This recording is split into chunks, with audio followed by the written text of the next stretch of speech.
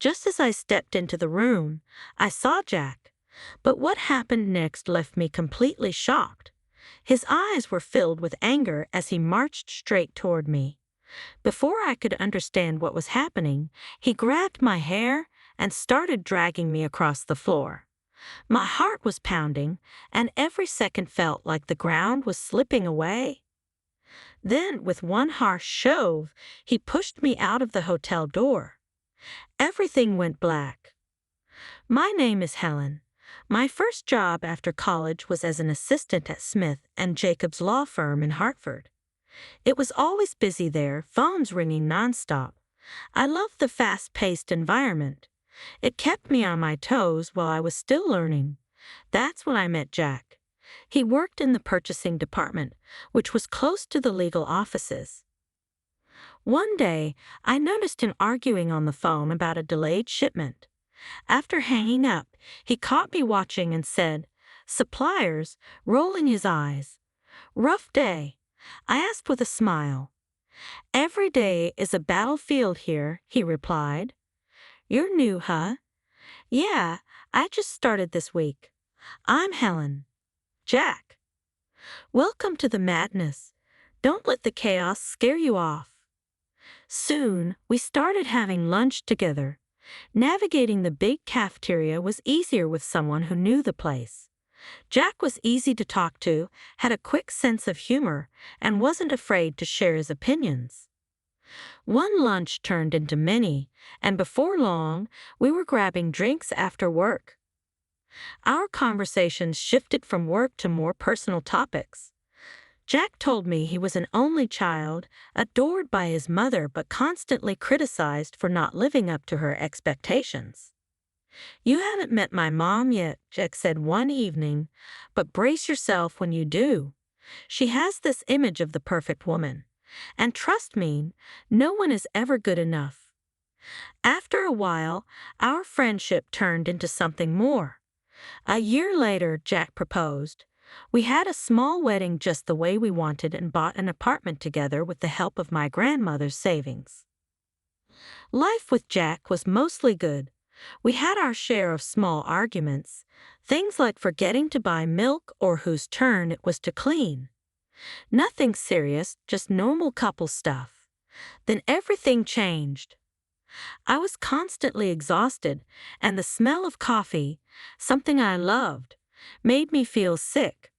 One morning, barely able to get out of bed, I decided enough was enough. I booked a doctor's appointment, thinking I might have the flu. Sitting in the waiting room, flipping through a magazine without actually reading it, I finally heard my name called. Dr. Scott, always straight to the point, asked me some questions, ran a few tests, and then said, "Well, Helen, congratulations are in order." "Pregnant?" I repeated, stunned. I repeated the words, feeling shocked. "Are you sure?" "Quite sure," Dr. Scott said with a kind smile, handing me the test results. "But you need to be careful. Your body is showing some warning signs. Nothing too serious, but you need rest and less stress." I nodded, though my mind was racing. Pregnant? How would Jack take the news? I couldn't tell him over the phone. This was something we needed to talk about face to face. When I got home that evening, I found Jack sitting on the couch, focused on his phone. My hands felt shaky as I said, "Jack, we need to talk." He looked up at me. "What's wrong?" "I went to the doctor today," I began. "We're going to have a baby." Jack's face changed, but it wasn't the happy reaction I had hoped for. "A baby, Helen? This isn't great timing. We haven't even traveled yet like we planned, and a baby is such a huge change." A pain hit my chest. "I know it's unexpected," I said softly, "but isn't it also kind of amazing? We're going to be parents." Jack ran his hands through his hair, something he always did when he was stressed. "I don't know, Helen. It's too much too soon." "Too soon for family?" I asked, my voice trembling. No, that's not what I mean, he said quickly. I just thought we'd have more time. More time for just us. The conversation went around in circles. Jack kept saying the timing was wrong, and I kept trying to focus on the positives. By the end of it, Jack shut down completely, leaving me feeling more alone than ever. What should have been a joyful moment was driving us apart. The next day at work, I went to see my boss, Mr. Bryan. I needed to make changes as per the doctor's advice. Mr. Bryan, I said nervously, I need to ask for something. I'm pregnant, and there are some complications. Could I work from home for a while? I asked. Mr. Bryan, always more understanding than I gave him credit for, didn't hesitate. Of course, Helen. We'll set up whatever you need. Take care of yourself and that little one. Hearing his support gave me a little hope. But when I told Jack about the work-from-home arrangement that evening, his reaction was cold. So, you're just going to be home all the time now? He asked. I thought you'd be happy, I said, trying to stay calm. This will help me keep the stress down. Helen, you're not listening. Jack snapped. I told you it's too soon for all of this. I went to bed early that night, feeling the distance between us grow even wider. As I lay there in the dark, the reality of my situation hit me. This journey wasn't going to be easy. Every day, the air in our apartment felt heavier, like an invisible cloud hung over us. Even when the sun was shining outside, it didn't lift the weight. Jack seemed to drift further away, his affection fading fast. Little changes I made for the pregnancy irritated him, and he started saying he felt neglected, like my health and the baby's needs had pushed him aside. His mother, Mrs. Joyce, wasn't any better. One afternoon she called. Her voice was icy cold. Helen, this child is not the right time. You should be focusing on supporting Jack, not dragging him into fatherhood, she said. I gripped the phone tighter, trying not to cry. It's not like I planned this on my own, Mrs. Joyce. This is our child, not just mine. There are options, you know, she replied sharply. You're choosing the most selfish one. Her words cut deep. As if that wasn't hard enough, Jack's behavior kept changing. His usual cologne was sometimes masked by another scent, a sweet perfume I didn't recognize. The first time I noticed it, I convinced myself it must have been from the dry cleaner. But then it happened again and again. He started staying out late, muttering about catching up on work. Weekends, once our time together, were suddenly filled with business trips. I tried to push the doubts away, but it was becoming impossible to ignore. One Thursday, when Jack mentioned yet another trip, I made a decision. I reached out to Kenneth, an old classmate who was now a detective. We met at a quiet cafe, somewhere we wouldn't be overheard. Kenneth slid a folder across the table. I got what you asked for, Helen. Are you sure you want to see this? I nodded, unable to speak, and opened the folder. The photos were clear. There was Jack with another woman. I recognized her immediately. She was a new hire at his office, someone he had mentioned in passing. I'm sorry, Helen, Kenneth said softly. There's video, too. It all adds up. My heart felt like it had dropped to my feet. Thanks, Kenneth. I needed to know, I whispered. I went home feeling numb, holding the folder as if it weighed a ton. When I unlocked the door, it swung open, and there stood Mrs. Joyce, her face tight with disapproval. I came to check on you, she said. Jack told me he's worried about you. I know about Jack, I said firmly, my voice steady despite the storm inside me. He's not on a business trip. He's with someone else. Mrs. Joyce scoffed, her response quick and cutting. You're driving him away? Always sick, always complaining, always needing something. What man wants that? "That's no excuse for cheating," I said, my voice shaking with anger. I shot back, anger rising. "And do you think saying that will fix anything?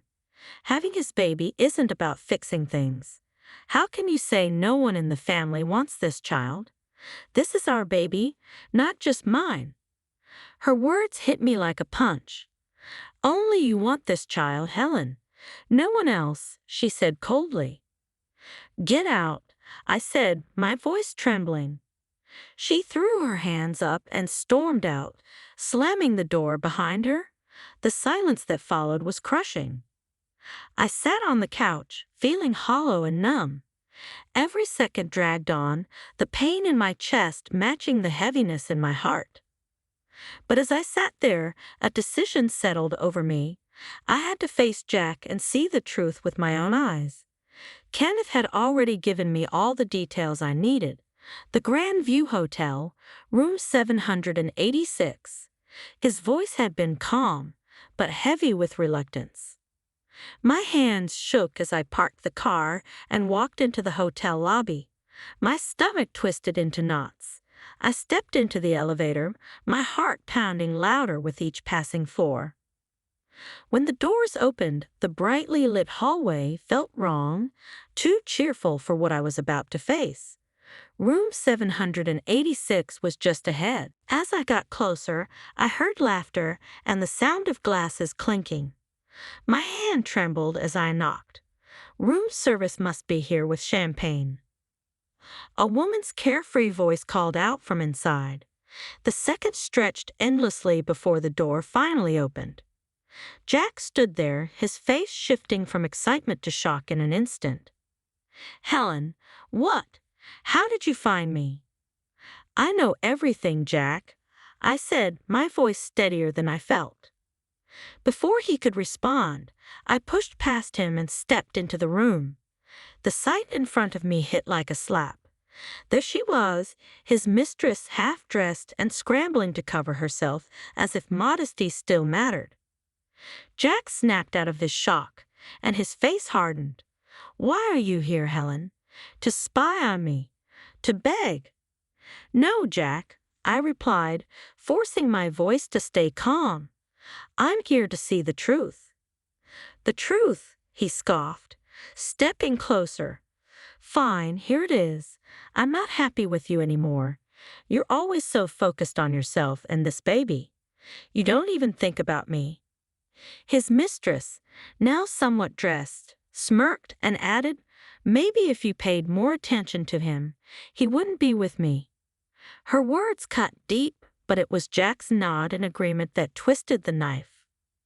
"Yeah," he said coldly, "you should thank us. Once the baby's born, I'll finally be able to move on properly." The room spun around me. A sharp pain shot through my abdomen, so sudden and intense that I clutched my stomach, gasping. Everything else blurred as the reality of his betrayal hit me harder than I ever thought possible. I doubled over, gasping, as shock and pain swirled through me, making it hard to breathe. "Jack, I think something's wrong," I whispered, desperate. "Please call an ambulance." Jack and his mistress exchanged a quick, submissive glance. Then he shrugged. "You're probably just overreacting like always," he said coldly. They dressed quickly, stepping over me like I was just a piece of furniture in their way. The last thing I saw before the darkness took over was the door closing behind them. The sharp click of the lock echoed in the empty room. When I woke up, a maid's voice pulled me from the darkness. "Ma'am, can you hear me?" she asked, her face blurry as I blinked to clear my vision. The pain was still there, a dull ache that spread through my whole body. Where am I?" I asked, my voice hoarse and strange even to me. "You're still in a hotel room, dear. I found you on the floor. Don't worry, I'm calling an ambulance," she said gently. True to her word, moments later I was being wheeled into the emergency room. The hospital's bright lights were harsh, and the air was filled with the chaotic hum of doctors and nurses rushing around me. Their voices blended together into a confusing noise, but all I could think about was Jack. His betrayal, his indifference, his absence. He never showed up at the hospital. Neither did his mother. Every call I made went unanswered. Their silence cut deeper than any wound. When the doctor finally came with the news, his words crushed what little strength I had left. "I'm sorry," he said softly. "You've lost the baby." The grief hit me like a wave, heavy and suffocating. It was unbearable. The loss wasn't just mine. It felt like a cruel injustice, one that Jack, his mistress, and his mother had all contributed to. They had abandoned me when I needed them the most. Bitterness and anger churned inside me, growing stronger with each passing moment. After what felt like an eternity, the hospital discharged me. I drove straight to our apartment, my chest heavy with pain and fury. Once inside, I grabbed Jack's things, his shirts, his socks, every trace of him, and started packing. Each item I touched felt like cutting another tie to the life I had shared with him. When I was done, I loaded everything into my car. I drove to Mrs. Joyce's house, my mind set. I didn't knock. I didn't care. I unloaded Jack's belongings right there in the driveway, letting them fall wherever they landed.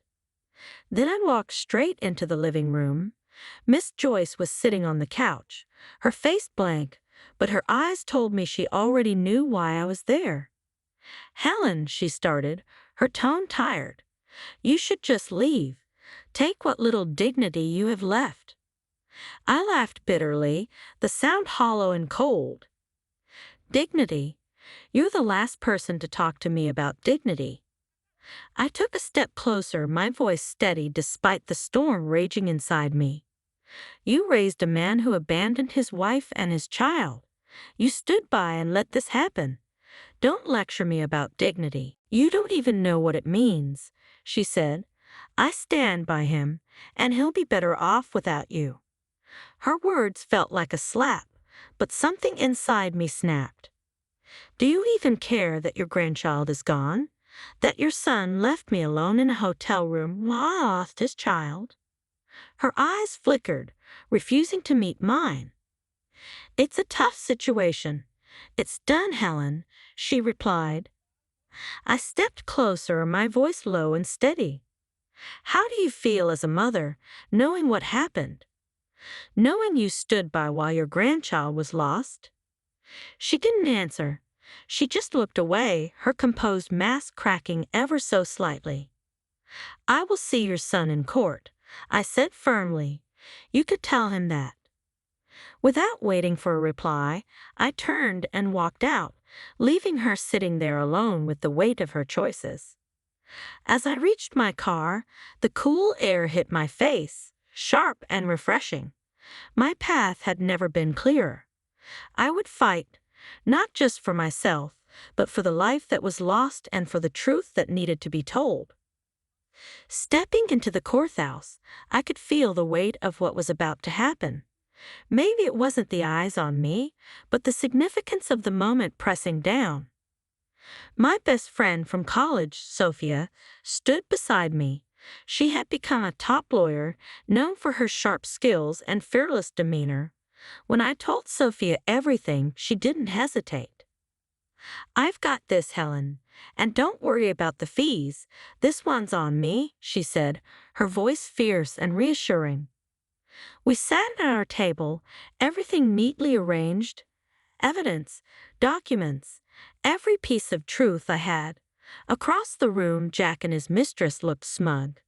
Their confidence radiated arrogance that churned my stomach. The proceedings began, and their lawyer immediately went on the attack. He painted me as a woman broken by grief, grasping at straws and making up wild stories. "The plaintiff has suffered immense emotional distress," he said, his tone dripping with fake sympathy. "But these accusations are baseless. There is no substantial evidence of any affair or wrongdoing by my client." When it was our turn, Sophia stood, her presence commanding the room. "Your Honor," she began, her voice strong and steady, "not only do we have substantial evidence, but we also have testimony to back every claim my client has made." First, Sophia presented the photos, clear, undeniable proof of the affair. The images were passed to the judge, then to the opposing counsel, whose confidence visibly wavered as they looked at them. Next, Sophia played the hotel video.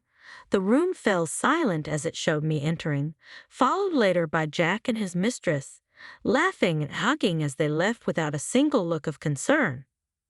"But that's not all," Sophia continued. She called the maid who found me in the hotel room to the stand. The maid's testimony was simple but powerful. "I found her on the floor, unconscious. She was in pain and needed medical attention. It was clear she had been abandoned," the maid said, her voice steady but emotional. Each word felt like a nail in the coffin of Jack's defense. "I found her unconscious on the floor. They were gone. She could have died," the maid said firmly. Jack's face turned pale, and his mistress fidgeted, her leg bouncing nervously under the table. When it was their turn to respond, Jack stood, his voice unsteady. This isn't what it looks like. We were just scared and confused." Sophia wasted no time. "Scared? So you left your pregnant wife unconscious on the floor?" she shot back, her tone cold as ice.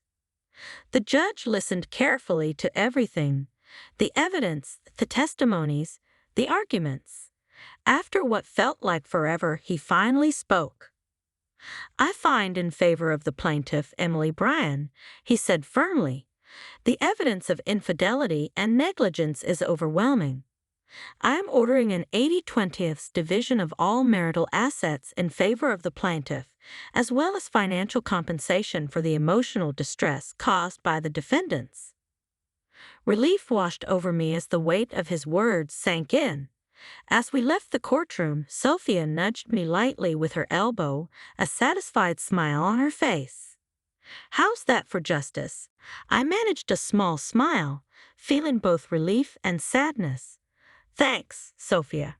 I couldn't have done this without you." Life slowly began to return to normal after the trial, though the pain lingered. Each day was a small step toward healing. With Sophia's encouragement and my own resolve, I started piecing my life back together. I found a small apartment and started fresh. Every piece of furniture I bought, every photo I hung on the walls, felt like a step away from the past. But one thing I couldn't escape was seeing Jack and his mistress at work. It was a constant reminder of the betrayal. One afternoon, as I sorted through legal briefs, my phone buzzed with a number I hadn't seen in a while. It was Jack's mother, Mrs. Joyce. "Emily, could we meet? I need to talk to you," she said, her voice shaky. I hesitated, memories of her harsh words flashing through my mind. "Why should I meet you?" I asked. "It's about Jack and the company. Please, I wouldn't ask if it wasn't important." Her tone caught my attention, and curiosity got the better of me. Despite everything, the company was something I cared deeply about. I reluctantly agreed. We met at a quiet cafe, far from prying eyes. Mrs. Joyce looked worn out, her eyes red and tired, as if she had been crying. "Jack is not the boy I raised anymore," she started, avoiding my gaze. "He and that woman, they're planning to cheat the company, sell off assets, and force me out of my home." Her words hung heavily in the air, and I stared at her in disbelief. Before I could speak, she reached across the table, grabbing my hand tightly. "Please," she said, her voice breaking. "You're the only one I can trust to stop this." Her plea felt genuine, but my reluctance was strong. "Mrs. Joyce, your family drama is no longer my concern," I said, pulling my hand away. This isn't just family, Helen. It's the company. Your company, too. They're planning something big, and it could ruin everything, she said, her urgency cutting through my resistance. Her words struck a nerve. Could I turn my back on the company I had worked so hard for? I was still part of it. It had taken a chance on me when I was fresh out of college, and many of my colleagues felt like family. All right, I'll look into it. I finally agreed, more for the company's sake than for Mrs. Joyce. Back at work, I quietly reviewed records and contracts, following the trail of transactions tied to Jack and his mistress. It didn't take long to find the problem. The numbers didn't add up. Goods were being purchased at prices far above market value.